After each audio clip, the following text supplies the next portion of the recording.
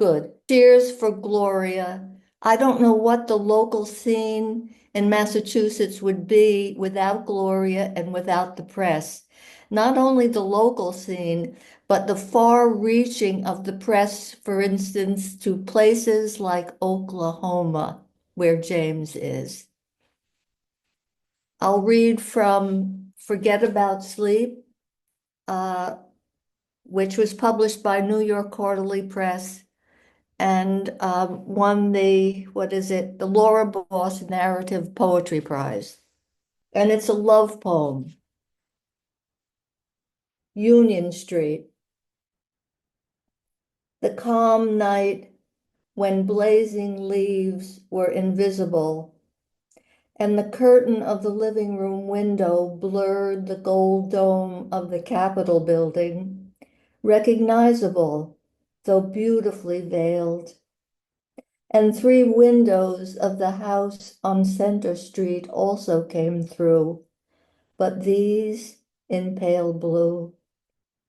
And I thought, everything is in its place, hushed and muted, even the street. There was enough light in the room to see the rug's edge and the arm of your chair. I did not have to do anything but rest. The door to your bedroom was open, and your nightlight showed a familiar path I might have taken to see you dreaming. A love poem. I'm Jim Cates, and with Stephen A. Sadow, I translated Alicia Aza's book of poems, Winter Journey. It's a cycle of poems based, as she wrote, paying homage to the Schubert Lieder cycle Winterreise, inspired by 24 poems of the German Romantic poet Wilhelm Müller. Like the Lieder cycle, the theme of the book and its poetic tension revolve around death and winter landscape. The poem I will read from the book is the translation of Larga Espera, Long Wait. Wait for the white flower of the plum tree the ships launched on the lake set sail for, where the days may end without night and the clouds that command the hail. Wait for waves to be born on the beach with the old-fashioned loyalties of a sigh, where the springs run with sap and the trees heal storms. Wait to discover that in your winter there is always a summer of nostalgia where you can watch with your own eyes the spring of your extended sigh. Don't become confused that from a distance I hope that my cooing comes across as talk. And let's dance the dance of the shipwreck. Wait for my tears to grow old. My name is James Allen Bethel, and I live in Tulsa, Oklahoma. Thanks for the reference to Okie-land. I'll be reading from my poetry collection entitled Unless Rain, which is to be published by Červená Barva Press, date pending, but unknown. What I have is a selection from the collection. The collection's in 4 parts, with odd titles: Yang, Yin, Chaos, and Tao. And this is from part 3, which is a kind of an interesting placement inside the chaos. And the title of it is Wind Chime and Mockingbird Guitar. That final twilight hour has come, that one where trees hold their green breath, one long moment before sighing into the black of night. And Sheen and Luke, twixt dog and wolf, the shepherds once and photographers still call it. The birds call it silence. Like a moment of justice in an eternity of Libran balance, the wind chime pauses in its harmonious clang, as do those two mockingbirds who've been chattering incessantly at one another all evening, accompanying my neighbor's guitar, which has gone silent as well. The world is struck dumb by beauty. By beauty, the world is struck dumb. Light speaks and all falls still in honor of that holy voice. Always here, but just now heard. The chimes honor the last breath as the light fades on my neighbor's door closing, and in nests atop streetlights now. The birds have fallen asleep. Thank you. My name is Alan Britt, and I live in Reisterstown, Maryland. And I want to thank Gloria for the amazing work that she has done. And congratulations on 20 years. This is quite a success. It really is. So, we'll come back to this here. Because of my virtual background, I don't know if, well, I guess you can see it. It's hard to show that cover. I can't figure out how to make it work. Anyway, the book that I have is called The Tavern of Lost Souls. It was published in 2023. And I'm so grateful to Gloria for doing that. So I'm going to read the title poem from it. It's called The Tavern of Lost Souls. About the color of amber, asleep in a drawer at a North Dakota fossil lab, an ant descends the crack of a sidewalk just below my approaching Reebok. I carry the shadow of Nagasaki in my walk. However, my true agenda is not cruelty. As a matter of fact, each morning around 12 p.m., the mayor of my village walks his burro past the Chamber of Commerce. Women make important decisions while our men drive SUVs to the local reservoir in search of the wild man. Fewer capital crimes are committed this way. Adolescents, mute since birth, stitch fantasy tattoos across each other's shoulders and lower backs with the lethal precision of Andre Breton and Tristan Tzara.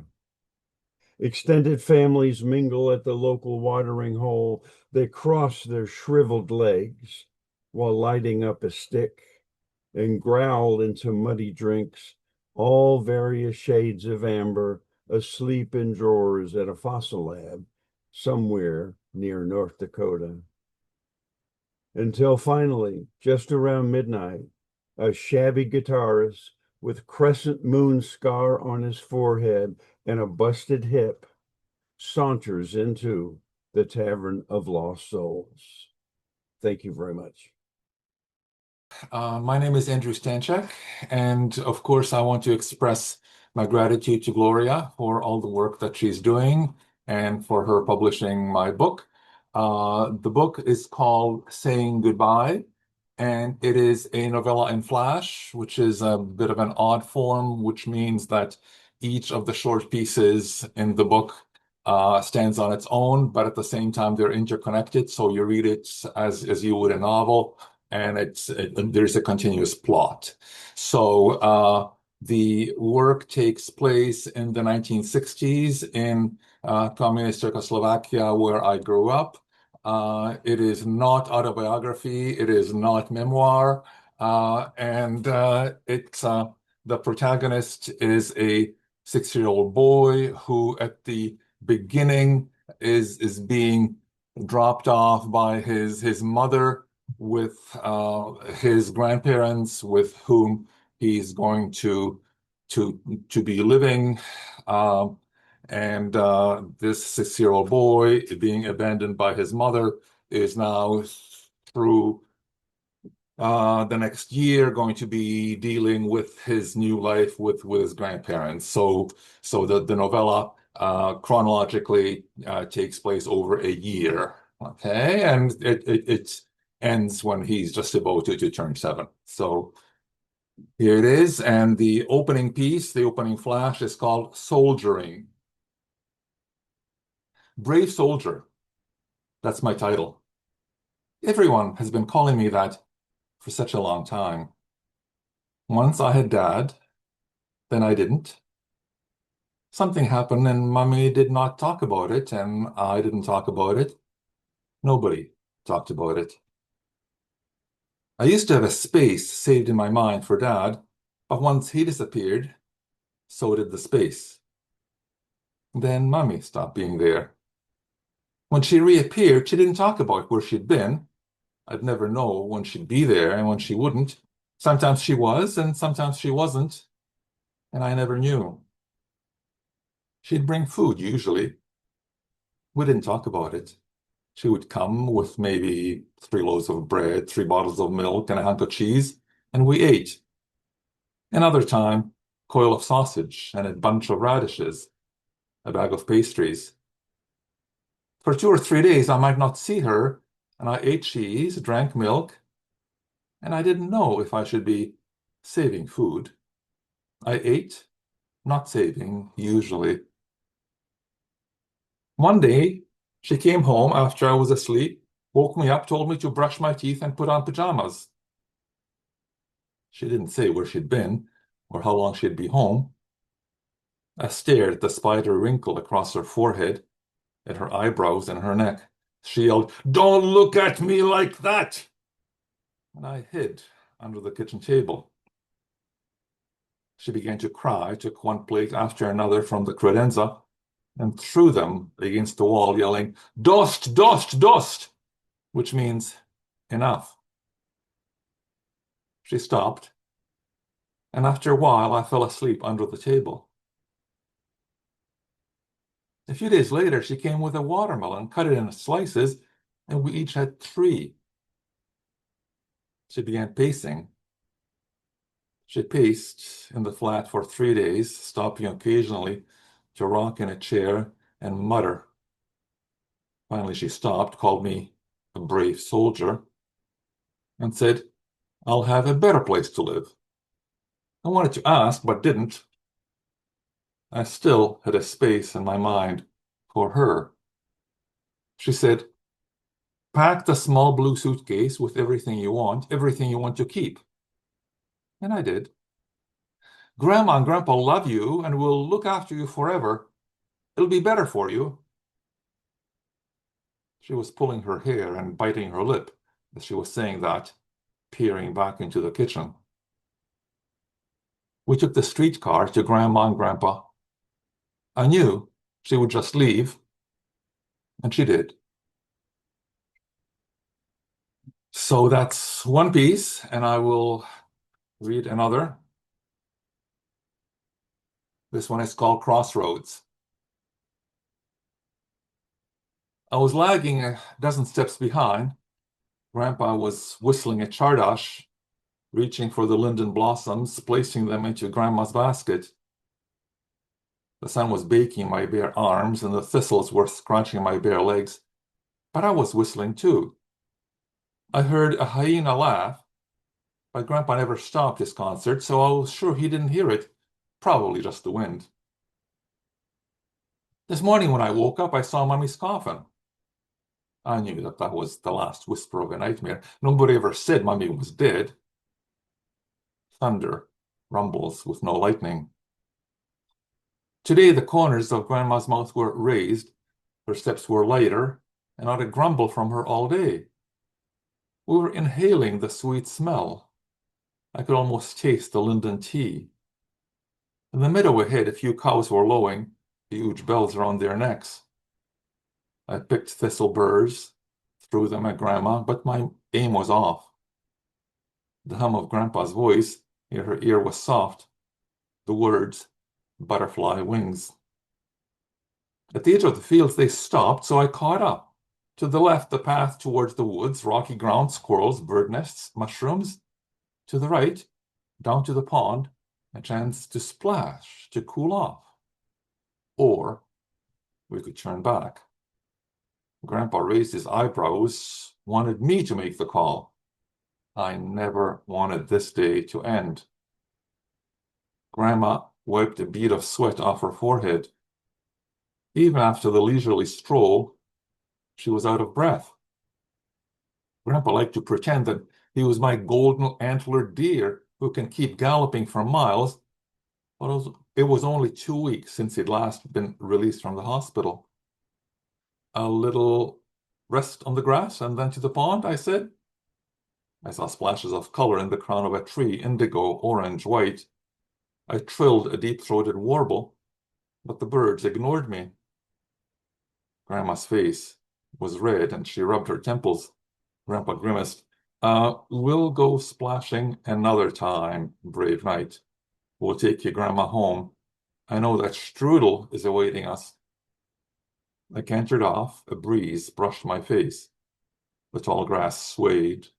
A squeal, a thrash, a rust shadow ran.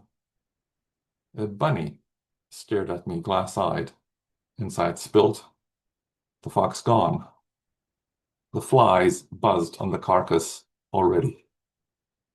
Thank you. Thank you so much, Gloria, for all that you do for all of us. I call Gloria a poetry citizen because she is a citizen of our local community and a citizen of the world with her far reaches over into Eastern Europe. I'm going to read from my second poetry book, which was published this year, 2025, by Finishing Line Press. It's called Embodied. That's my ink drawing. And it's the book of my body from age 7 to age 87.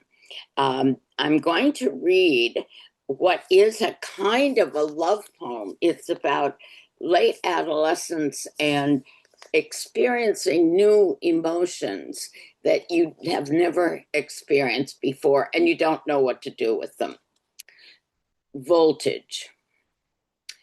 The kiss, long, hard, intense, bringing me somewhere too new. Been kissed before, but never reacted so charged. College freshman at 17. I'm dating a senior who has a car. Protracted kiss made me tense with pleasure's need to pinch, claw, grasp, bite. And I did. Our moist mouths, more moist, with a thin tincture opening his bleeding lower lip. He screamed, "What are you, a crocodile?" We still dated, avoiding electricity, but reverberations linger in his roommate's teasing greeting. Hiya, croc. My name is Claudia Serea. Thank you so much, Gloria, for inviting me to read. I want to read a poem from my collection, To Part is to Die a Little. It's actually my first poem, a collection of my first poems that I wrote in English. I was born and raised in Romania, and it's a collection about my immigration journey. And I actually celebrated just the other day, around the solstice, 30 years since I've been in the United States. So I want to read a poem that is dedicated to my father, and it's titled, "The Last One to Leave Romania, Turn Off the Light." When I grow up, I will emigrate. When I finish school, I will emigrate. When I finish college, I will emigrate. When I look for a job, I will emigrate. When I marry, I will emigrate. When I have a child, I will emigrate. When I get a divorce, I will emigrate. When I'm old, I will emigrate. When I die. The last one to leave Romania, turn off the light. We are not migrant people.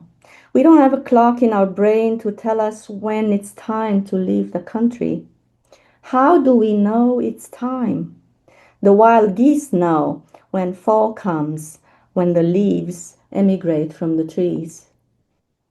We are willing to work harder somewhere else. We're willing to not speak our language somewhere else. We are willing to not speak at all somewhere else. We're willing to live underground somewhere else. We are willing to live in shame somewhere else. We are willing to have our children somewhere else. We are willing to leave our children behind somewhere else. Poor nations export fruits or the hands to pick or deliver them, the delivery man said, bringing oranges into a restaurant in New York City. Strawberries in Spain instead of sandcastles. Hope is a woman with crooked hands who strikes a match somewhere in Madrid and smokes by a window. The flicker is seen across countries and seas and signals an army to move. It's temporary, we say. It's just for a while, for 2 years. It's for work. It's only to save some money. It will go fast. I say it's a disease. It's a collective brain tumor caused by poor nutrition. No milk, no meat, no eggs, no cheese. The lack of protein makes the people docile, but causes an unexplainable long-term longing. For better health and easy control of the masses, no sugar and absolutely no butter. Take away the bread and we'll all want to emigrate, even after 5 generations. Possible side effects: blue tile in the bathroom, a new car, an upgraded kitchen in the grandparents' apartment where motherless children grow up having plenty of PlayStations, Dells, Samsungs, and Ericssons. Electronics, a measure for happiness. Strawberries in Spain, oranges in Greece, olives in Italy. The fruit grows ripe with content, knowing it will be picked by Romanian hands. Meanwhile, my mother-in-law's vineyard is picked by crows and blackbirds. Rugs of apples rot under the trees in my parents' orchard. They are too old for so much work. There's no help for hire. Every night, my father leaves the light on, just in case I come home.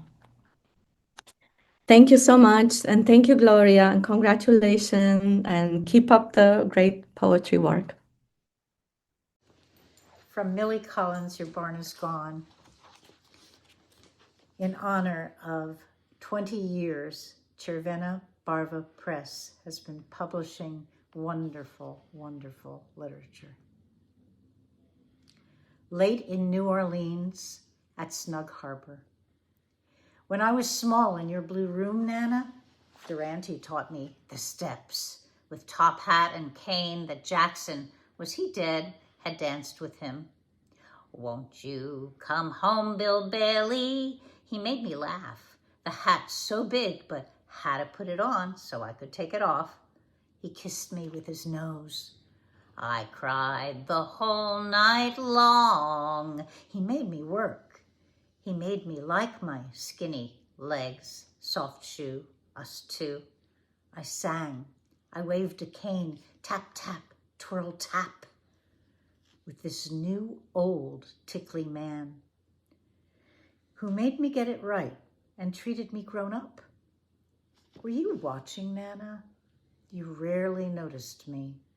I can't recall your laugh, but your visitor, he is in my heart's harbor, a close-up wrinkly grin. I know I'm to blame. Gone, the vaudeville riff played by these jazzmen. Now ain't it a shame? La da da da da da da da.